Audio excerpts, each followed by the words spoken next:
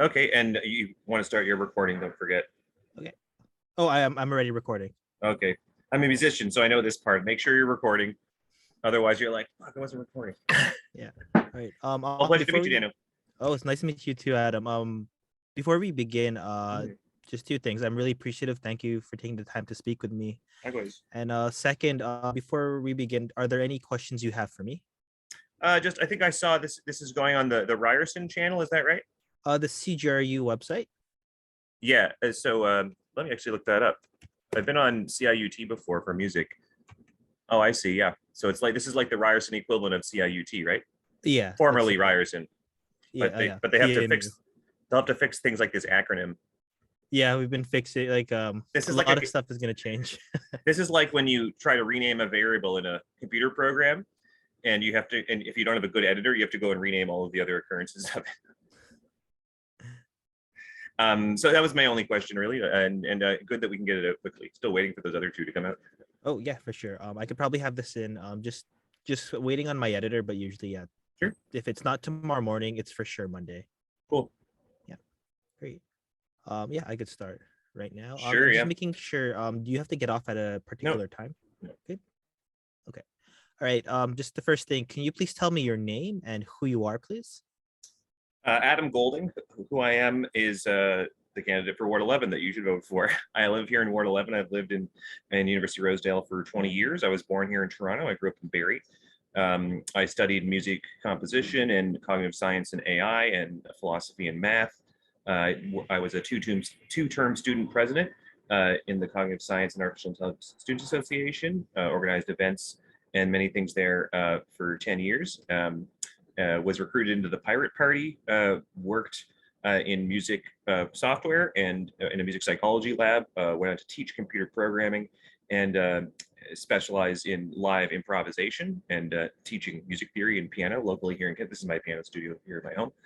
And got more and more, I knew I would go back to politics after my time in student politics. And a couple things happened. I mean, Donald Trump got elected. And more importantly, the New York Times had given Hillary a 98% chance of victory.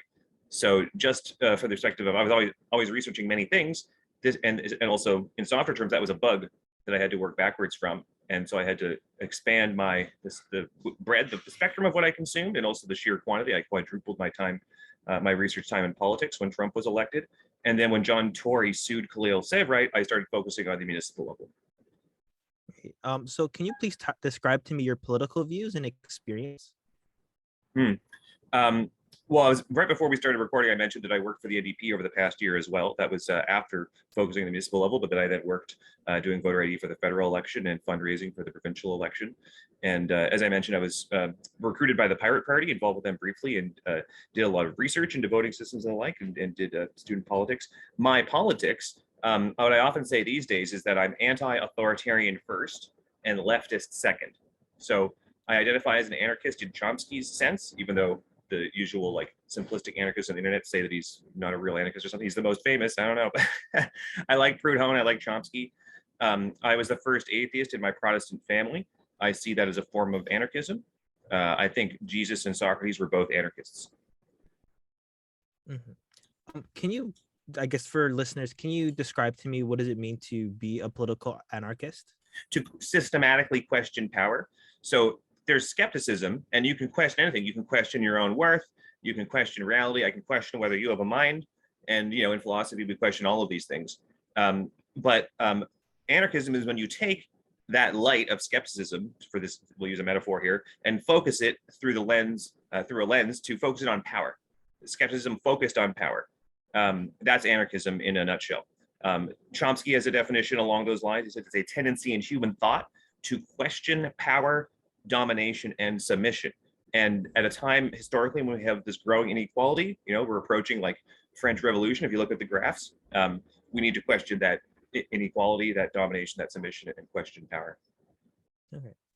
So getting to the main question here, why do you want to be Ward 11's newest city councilor? Well, I certainly wouldn't run in any other ward. I have no intention of being a parachute candidate, which some people try to convince me to do, to run for the Spadina Fort York open race. But this is where I live. I've lived here for 20 years. I was born here. I was born at Mount Sinai Hospital. So there's no question of me running somewhere else. There's question of me, theoretically, I could run at a different time. I didn't know that Mike Layton was going to drop out, but I originally hoped that he would run against John Tory because I want him out of there. And I'm not the very first person to use the hashtag evict John Tory, but I'm the person who's used it the most, I suppose, but I recommend it. There's a song to go with it too. If you go to adamgolding.ca and keep that song in your mind at the polls, in your mind at the polls on October 24th. As I alluded to at the opening, I focused on municipal politics when Tory sued Khalil Saveray. And that is part of why I want this council seat, because I've seen how we've been voting on some of this stuff since. Now, unfortunately, some of it voting wasn't enough because we had a unanimous vote on a human rights approach to encampments. And I was at all of the major encampment clearings as a protester. You know, I knew people who lived there. I was arrested at Lamport 2. It was the 1-year anniversary of my arrest a few days ago, and of everyone else's arrest. There were over 30 people arrested, not to mention the tickets and charges and injuries. And that mass police violence, you know, Layton and Matlow put forward a motion that we should have a judge look into it, which is true. But everyone voted against it. Of the people running for re-election, only 3 people voted for that judicial inquiry. So that means if we want police accountability in the city, which I do, you know, we're a hard line on defunding by 50% in the Socialist Alliance, but I do support policing for certain issues like domestic violence and violent crime. There have been 2 police officers in my family, but I don't like what they're doing these days. And I was talking to someone the other day who just said, you know, they don't even walk a beat anymore, and like actually, you know, they just like hide in their cars when there's any like they don't actually making the street safer. They do this weird BS. Going after people for sleeping in a park or something like this. It's just keeping up the authoritarianism. It's not about safety, it's about power. That's the thing. Cops are not keeping us safe, they're enforcing power. So, you know, that's got to change. And the only way to do that, at the very least, you need councillors who will vote differently. So you need them to vote into the judicial inquiry. That's where the votes could have made a difference. Now, the human rights approach, everybody did vote for it because it sounded great. And it shows they're voting based on the way it sounds. Partly, they're like, oh yeah, sure, human rights. I'm not going to vote against that. I'm going to get caught with my pants down. But then we turn around and did the exact opposite. So, you know, that's going through the courts partly now. There are some challenges to those human rights violations that did occur. I tried to report them in real time. You can hear the recording of me talking to 311, et cetera, the day of Lamport 2, saying, hey, there are human rights violations occurring right now. And I was informed that human rights violations are not an emergency. Now, of course, surely some human rights violations are an emergency. I mean, murder is a human rights violation if you have the right to not be murdered. But if you just tell them, hey, they're a human rights violation, they tell you right away, no, that's not an emergency, human rights, whatever. That's what I was told. And it's, you know, it's recorded. So anyway, that's the most urgent reason in terms of right now. There's lots of, I'm always learning about politics. I could have run 5 years from now, 10 years from now, but I have to do it right now, because we need a whole slate of candidates, and candidate search is not over yet for the Socialist Alliance. If anybody wants to run and likes the Socialist Alliance platform, get in touch with us. We'll help you if you need help filing your papers. And we need people to run in every ward who support an agenda like defunding the police, like actually having police accountability, because right now we have rampant authoritarianism and Tories at the head of it. Mm-hmm. So I'd actually like to ask you a little later after about a lot of your platform, but for now, I'd like to know, you have this lived experience, you have these political views, and you've mentioned Mike Layton. He was city councilor in the area for more than 12 years in Ward 19, Ward 11, and he was considered fairly popular and a trusted voice in the community. What do you think you can do to earn that voter trust for University of Rosedale? Well, for one thing, people can see my correspondence with Mike Layton over the last maybe 2 years as his constituent, and you can see some of the kind of issues that I brought to him. And you can see that it's not as though he and I think radically differently. He told me himself that we need more progressive councillors in the suburban wards to get a lot of things through, because he can agree with me and say, well, but I'm just one vote. And, you know, so that's the situation. And like I was saying, I was hoping to encourage him to run for mayor. At this point, I'll be volunteering for Gil Penalosa, who hired Diana Chan McNally to run his campaign. A very smart move, I would say, because I was also suggesting that maybe she should run for mayor. Because I was like, who can do it? Who can actually? I asked Gru, you know, of the encampment activists to run. Lots of people don't want to do it, And in fact, there's 7 people don't even want to run again. They either want to do provincial or do some other job. Dippers who aren't running again this year. But yeah, so it's a difficult situation for the city to have all these councillors not really checking the police. So anyway, so going back to Mike Layton, I mean, look, I supported Olivia Chow. You can go back through my Facebook pictures. I was campaigning online for her in my spare time. You know, I'm a dyed-in-the-wool leftist, and like many people who have worked for the NDP, and you can hear all about it, by the way, in the podcast Blueprints of Disruption by Justin McLean about the attempt to reform the NDP and make it a truly progressive party. You know, people are tired with not being able to go far enough. And my hope at the time was in the case where, let's say, I ran and Mike Layton didn't run for mayor and I ended up running against him. You know, some people in the alliance said, well, that'd be kind of awkward. You're running against like a trusted person. But then I ran into someone else, an activist whose judgment I really trust in the park. And she said exactly what I was thinking, which is that, no, if you run against Mike Layton, you make space for him. You widen the Overton window so that he can take on more progressive positions without seeming as radical. So, you know, the Socialist Alliance is more radical than the NDP, which is what we need. And it has to be a groundswell that starts at the municipal level. And we have this partly in response to all the shit that happened. Okay. I would like to ask you that now before we get into your overall platform that I ask every candidate. But this last question before that is, what are your thoughts that Robin Buxton Potts will be running against you in Ward 11? Well, my understanding is that she promised not to run. So that's a little strange to me. And I haven't she hasn't said anything to make me understand why she would change how things are done at City Hall. What we need is change. We need change candidates. We need a protest vote to disrupt the deep state of City Hall. She's been part of it. She's been a chief of staff, and you know, Wong Tam, for all of her progressive posturing, has been a bit dead in the water as far as like an actual force for change. People find her very two-faced and say that she was this is Wong Tam. I mean, this is what people have said to me, and that she's benefiting from the rich developers. I don't know if that's true, but that's the impression. I do know that it's true that Wong Tam said that she was surprised that the zero encampments approach vote meant that they would do these mass clearings. So either she's lying or she voted on something she didn't understand. And you know, her chief of staff should have explained it to her. So you know, Robin, that was on Robin's watch that happened, and that's just incredibly abhorrent. Like I mentioned in a Substack article you can look up in reply to someone. I tried to give Wong Tam the benefit of the doubt, just as a matter of like the procedure of having good discourse. But I think she fucked up completely there, and you know that's. And so anyway, I think it's just business as usual with Robin or with Norman. It's a vote for it to maintain the norm, as far as I can tell. Okay. So right now I'm gonna get to your platform right now. So please feel free to comment on each one. So first thing I'd like to ask you, you already mentioned it, shelters and 10 encampments and affordable housing. Oh, just the general issue. Right. Well, I mean, what some cities have done is merely limit the density of encampments, which is what some people working on the ground also agree with. If you get one encampment that's just too dense, it does create problems. And we have lots of park space in Toronto. So encampments should be spread out. There should be some recommended campsites that are kind of out of the way, but not too far from services that you say, well, try to camp here. We'll have a bit more, you know, we'll send some, you know, fire extinguishers, have more resources there. This is what the city should be doing. Unfortunately, it's all being done by activists as far as like, you know, supporting encampments. That's why ESN got, you know, activist group of the year last year for the Now magazine. Are you asking something on encampments or the housing crisis in general?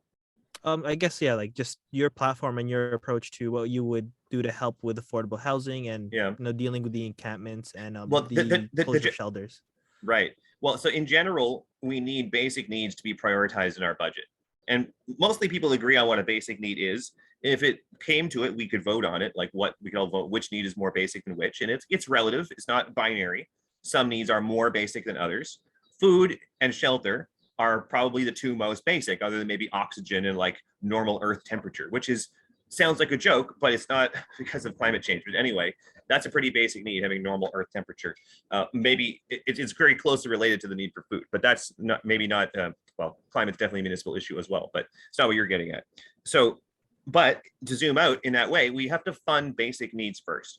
And if the city spends money on basic needs and then doesn't have enough left for other issues, that's when it goes and asks the province and the feds to print more or otherwise provide more, because the basic needs are the priority. If you do it the other way around, you spend on the fancy stuff that makes your donors happy, and then you say, "Oh, we don't have enough left over for a universal food subsidy for our citizens."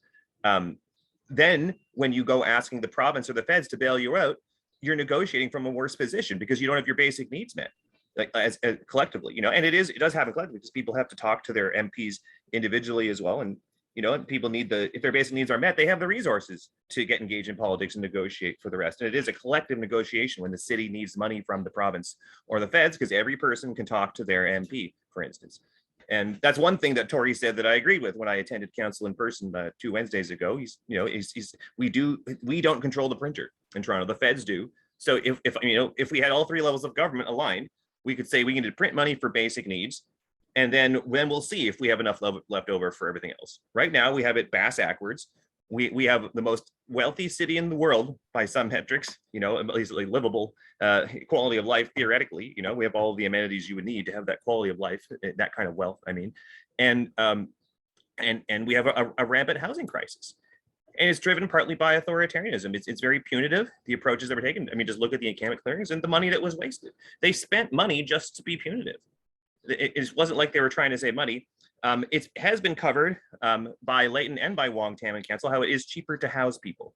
That's all in the record, and the numbers worked out. It's much cheaper to house people than to pay for jail time, shelter time, hospital time, all this stuff. It's way more expensive. So that's the simple answer. It's cheaper to house people. The Wong Tam's motion was to get the feds to kick in the money to get the ball rolling, but that ultimately the program would pay for itself. And we need to keep pressing them on that and that kind of thing. Pressing. Well,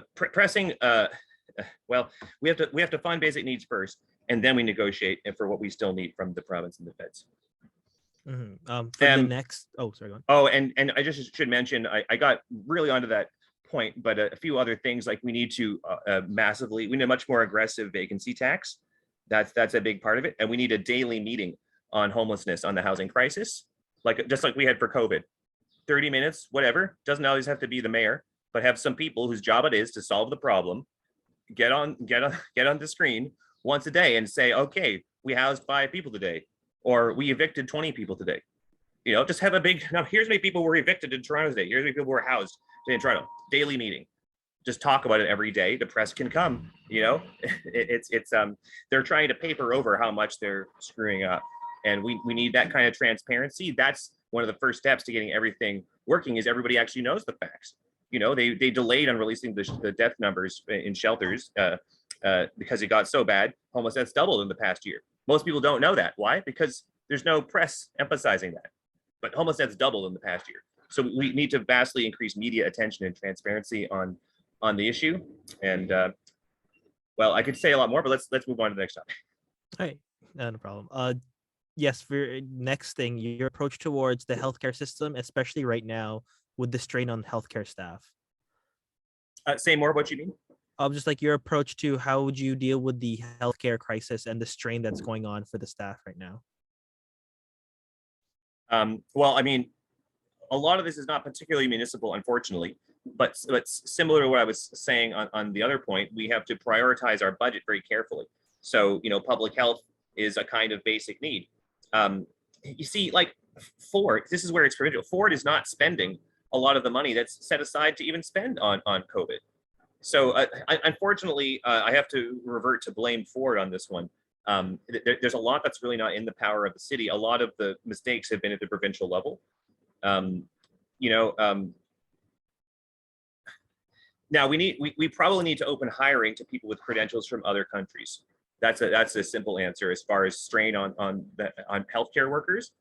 But that's just more gatekeeping and authoritarianism. They say, oh, but we control who gets a degree over here. So like we can let you in to save lives, but then it would cheapen how much we can cost for our expensive degrees. Like that's the issue, and that's a stupid issue. So they should just let qualified people do the job. Okay. For the next thing, you've talked about it, you wrote about it a lot online, but police reform.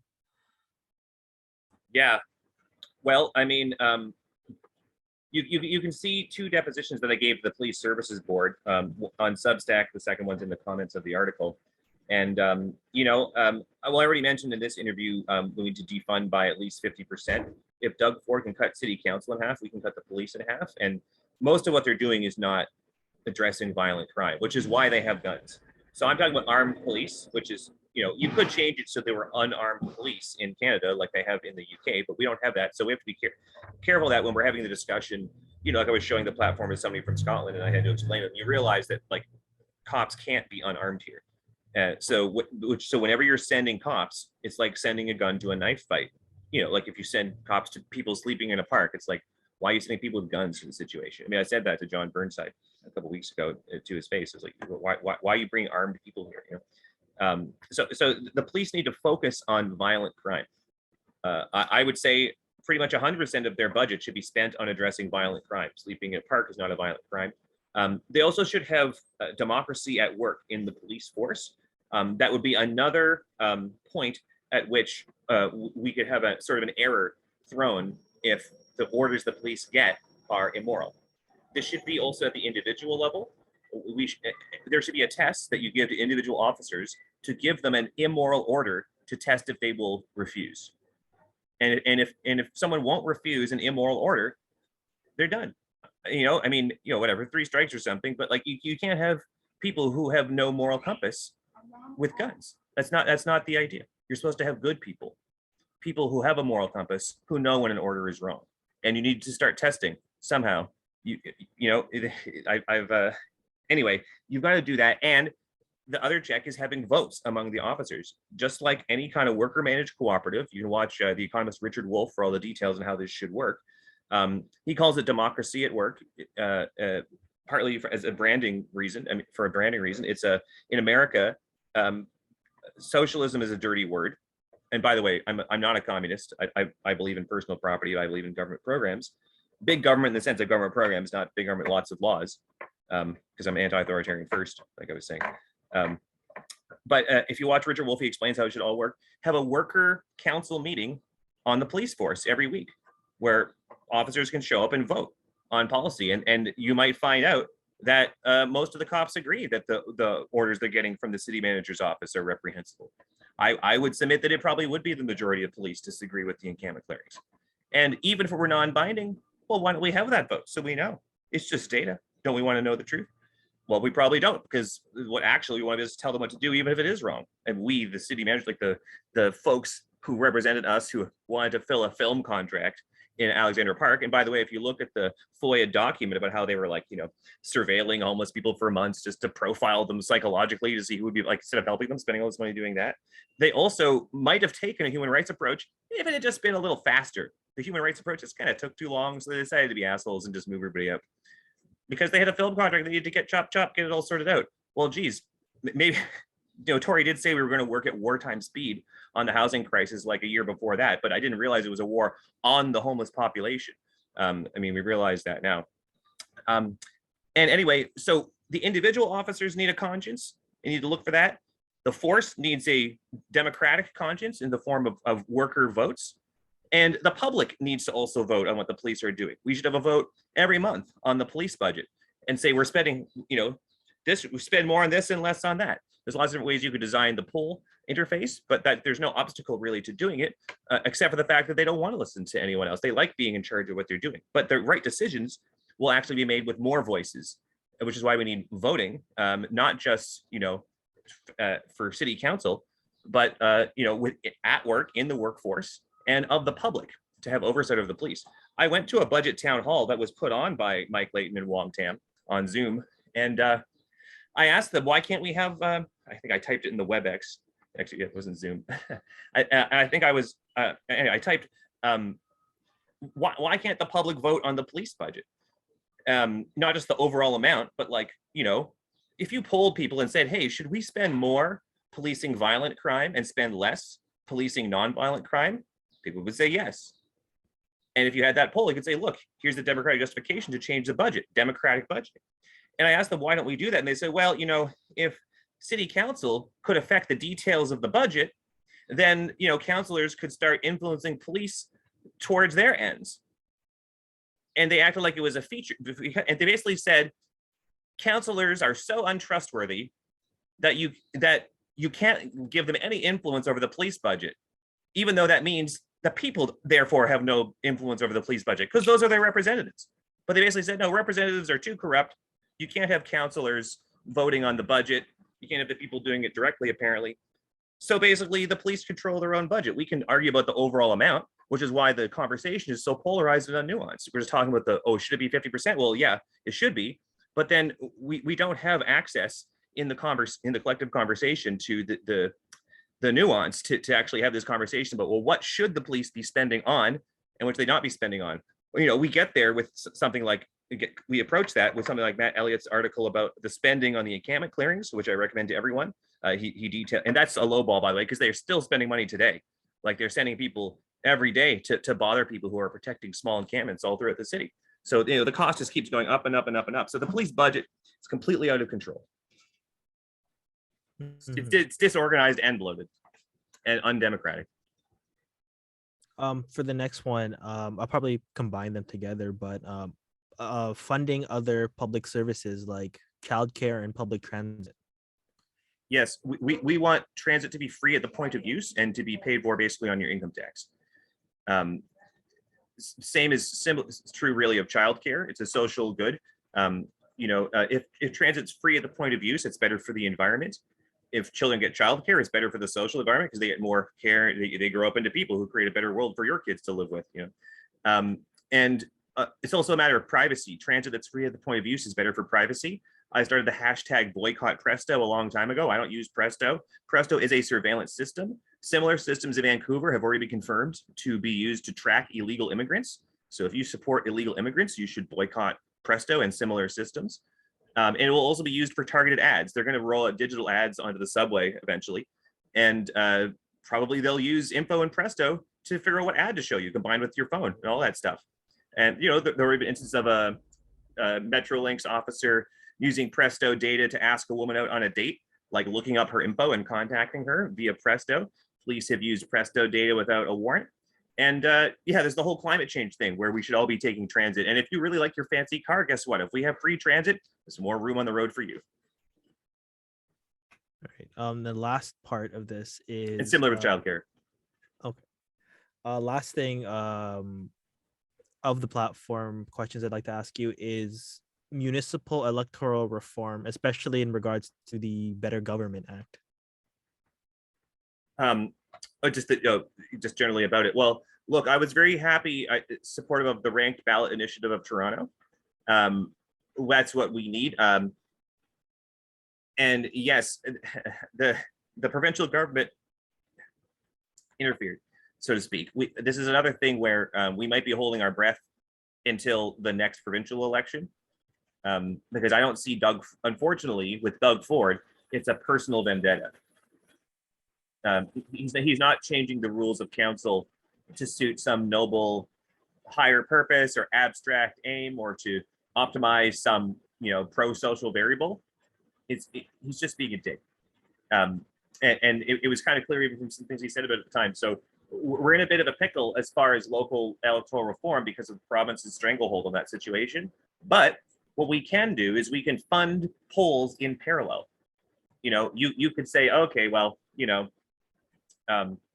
actually, one thing for instance, you could have sub councillors. You could just say, well, look, Ford cut council in half, but we're still going to have someone assigned to this half of the ward and someone else assigned to this half of the ward, and like contact them with your questions, and they'll be like a public figure and they'll have a Twitter or whatever. And like, okay, don't call them councillor because like by law you can't. I think that's what we have to start doing. We have to work around the letter of the law because Ford is strong arming that. And there's a lot of different ways we'd have more democracy.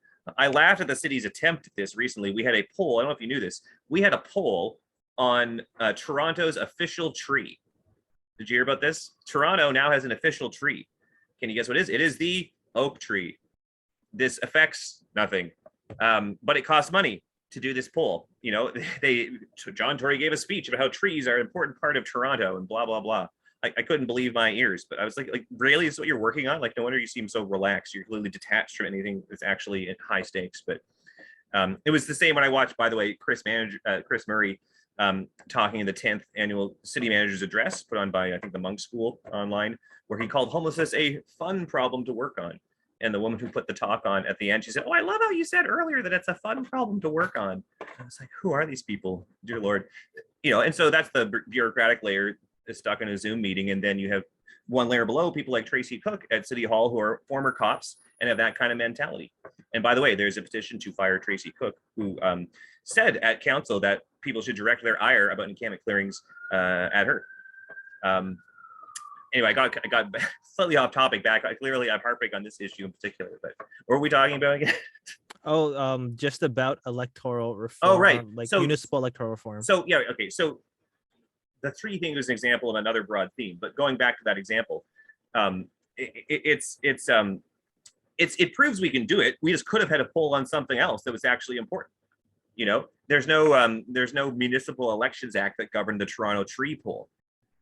So you could poll people, for instance, on the rules in parks. You could say, okay, look, we could change code. One more thing I was going to mention earlier on the encampment housing is repealing code 608, which makes it illegal to camp in a park. It also makes it illegal to swear in a park. And if you've ever been in a park after midnight, you have violated code 608. So we're actually all bylaw violators, just as Councillor Bradford is a bylaw violator for drinking in a park, which he admitted to, even though he voted to keep it illegal. And I said to him at City Hall when I was sitting in the other week, I said, I just wouldn't vote for a law that I break. It's just hypocrisy. Makes no sense to me. At any rate, so we can do a lot of things in parallel. I believe in establishing parallel non-binding democracy. Actually, if you look at, there's this podcast called Mindscape by Sean Carroll. And if you look up, there was an issue on corruption, an episode on corruption with a researcher who their specialty is researching political corruption. And they talk about this idea of sortition, which is what they used to have in Athens, where how with jury duty, you're randomly selected. Well, you could randomly select people to vote on laws, not just to vote on court cases. And you could do it in parallel to the representatives, and you could compare. So you could randomly select people and say, hey, how would you vote today if you were city council? It could be like, councillor for a day. You've been randomly selected to be shadow councillor for a day. How would you vote on these issues? And then we could compare statistically.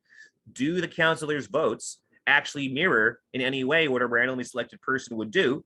And if there's a difference, can it be explained? Is it explained in terms of expertise and understanding, or is it explained in terms of corruption? Okay. So for my next question, this is outside of the platforms. You've also mentioned that you've been very vocal against John Tory online throughout the political process.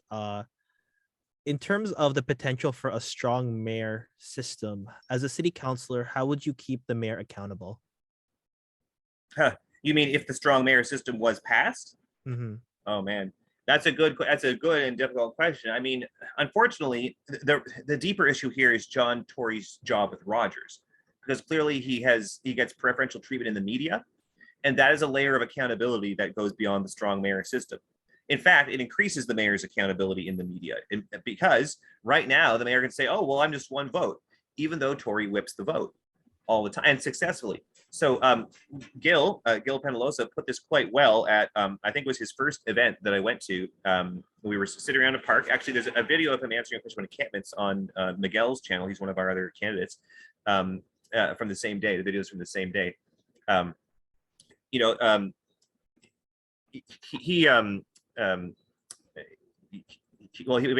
said something similar. He also said we shouldn't evict people without mutual consent from parks. We don't want to play whack-a-mole anyway, just moving people around from park to park. So he was saying that on the strong mayor point, he was saying John Tory doesn't need a strong mayor system because he gets everything he wants. If John Tory wants to whip the vote, he does, and it succeeds. That was my impression, and it was also Gil's impression, who's been following very closely. You might imagine how he's running for mayor.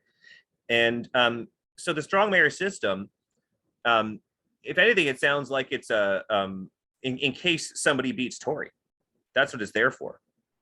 In case somebody has to replace Tory, who can't whip the vote as well. They want to be able to keep doing that, but the mechanisms that allow Tory to whip the vote might not be there, because the new red Tory that they managed to install as mayor, if they can, maybe won't have a job at Rogers. or he won't have the same relationship with counselors that he does. And so they want to be able to keep doing that, which is why they want the strong mayor system. Currently, they don't need it because Tory already does it. But what it will mean is that right now, Tory has the excuse that Tory has right now will not be available. Right now, Tory says, "Oh, well, I'm just one vote," and he also says, "I don't direct police," which is also like we have video of John Burnside directing police directly. Anyway, so anyway, it increases media accountability for one thing, and that was the same mechanism. By the way, speaking of John Tory, when you brought him up, I was actually going to mention. I'm realizing now it's even more relevant than I thought. The press conference that Torch put on outside of Tory's condo. I'm one of the co-founders of Torch, and we put on a news conference that you can see at torch.help outside of Tory's condo. It's there because people were fighting charges, these abhorrent charges that were completely illegitimate from the city. We needed to put media pressure on the crown. And that same kind of media pressure can be applied to the mayor in a strong mayor system, because when you know that it's a strong mayor, then they can't say, oh, well, it's not my fault. I was just, secretly whipping the vote behind the scenes, but I'm just one vote. So you definitely have to amp up the media pressure on a mayor under a strong mayor system. That being said, I oppose the strong mayor system. I don't think we should have that at all. Great. So just two more questions. Are there any other final thoughts you would like to add? Yeah, probably. Well, let me just skim my platform here for one thing. I mean, one thing I'll reiterate, I work for the NDP. I want everyone to listen to Blueprints of Disruption. It's very eye-opening in terms of what needs to change on the left. And we're trying to learn from those lessons. I would encourage everyone involved on the left and the right to listen to Blueprints of Disruption and attend a new demo chat on Twitter.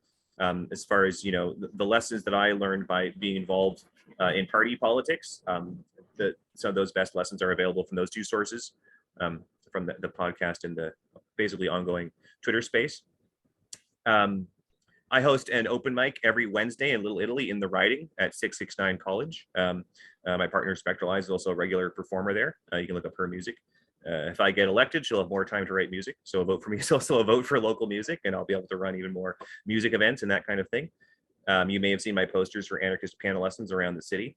And I do trade piano lessons for political volunteer hours, which is something I'm just setting up right now. We talked about shelter and food. We do need universal subsidies.